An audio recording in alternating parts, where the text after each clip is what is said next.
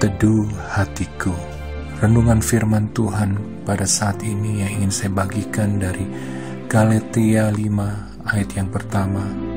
Dikatakan supaya kita sungguh-sungguh merdeka. Kristus telah memerdekakan kita. Karena itu berdirilah teguh dan jangan mau lagi dikenakan kuk perhambaan. Rasul Paulus menegaskan bahwa kita ini yang mengaku dan percaya dan menerima Tuhan Yesus sebagai Tuhan dan Juru Selamatnya adalah orang-orang yang merdeka karena Kristus telah memerdekakan kita. Karena itu berdirilah teguh dan jangan mau lagi dikenakan kuk perhambaan. Tuhan Yesus telah mengorbankan nyawanya di atas kayu salib demi menebus dosa-dosa kita. Melalui pengorbanannya kita diselamatkan, dilepaskan dari segala kutuk dosa, dan bukan lagi menjadi hamba dosa. Firman-Nya berkata di Roma 6 ayat 18, kamu telah dimerdekakan dari dosa dan menjadi hamba kebenaran. Jadi ayat ini dengan jelas menyatakan bahwa kita sudah dimerdekakan dari dosa, dan kita bukan lagi hamba dosa, tapi hamba kebenaran. Dalam terjemahan sederhana Indonesia dikatakan di Roma 6 ayat 18, sehingga kita dibebaskan dari kuasa dosa dan sekarang hidup sebagai hamba Allah yang dengan segenap hati mau hidup dengan benar di matanya. Hamba kebenaran adalah kita sekarang adalah hamba Allah yang dengan segenap hati hidup benar di matanya atau selalu hidup berkenan kepadanya. Karena dengan kita hidup benar dan berkenan kepadanya, maka perlindungan, penyertaan, kekuatan iman, dan kebaikan Tuhan itu akan selalu kita alami. Di masa pandemi ini, kita harus berdiri teguh melakukan dan hidup dalam kebenaran firman-Nya. Maka kita dapat mengalahkan semua ketakutan dan kekhawatiran yang diakibatkan oleh COVID-19 ini, di mana banyak orang mengalami sakit dan meninggal. Juga banyak orang kehilangan pekerjaan dan kebangkrutan dalam bisnis. Banyak orang mengalami masalah ekonomi.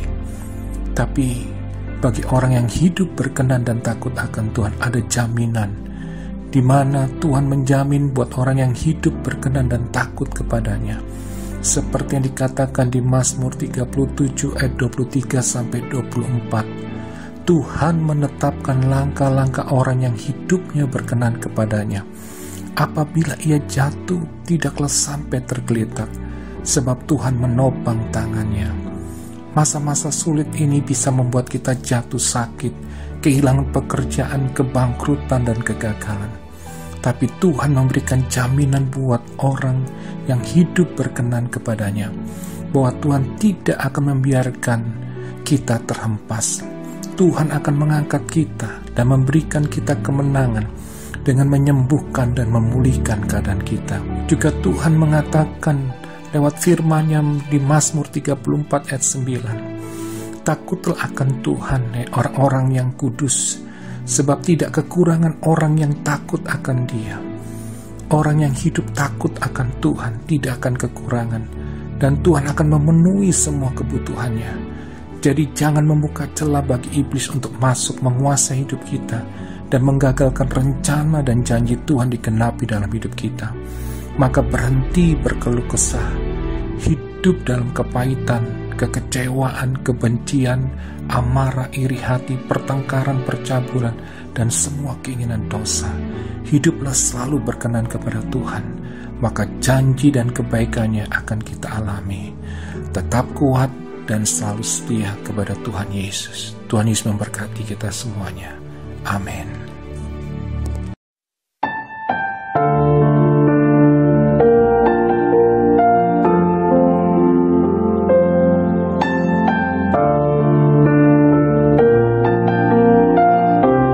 Tuhan, Engkau Tuhan yang sangat baik.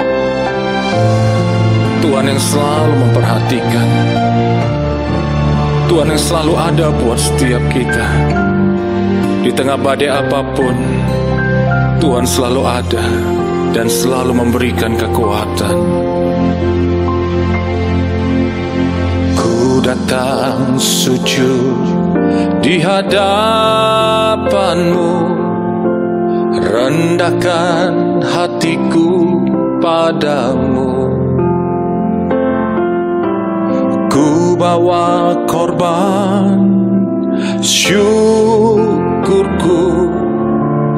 bagi Tuhanku. Ku datang sujud di hadapanmu, rendahkan hatiku padamu. Ku bawa korban syukurku bagi Tuhanku. Tuhan baik, Tuhan baik, Tuhan baik, baik bagiku.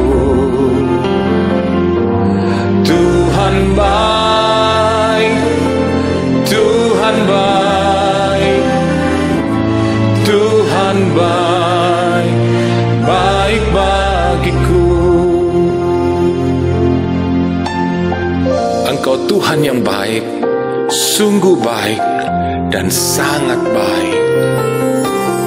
Ku datang sujud di hadapanmu,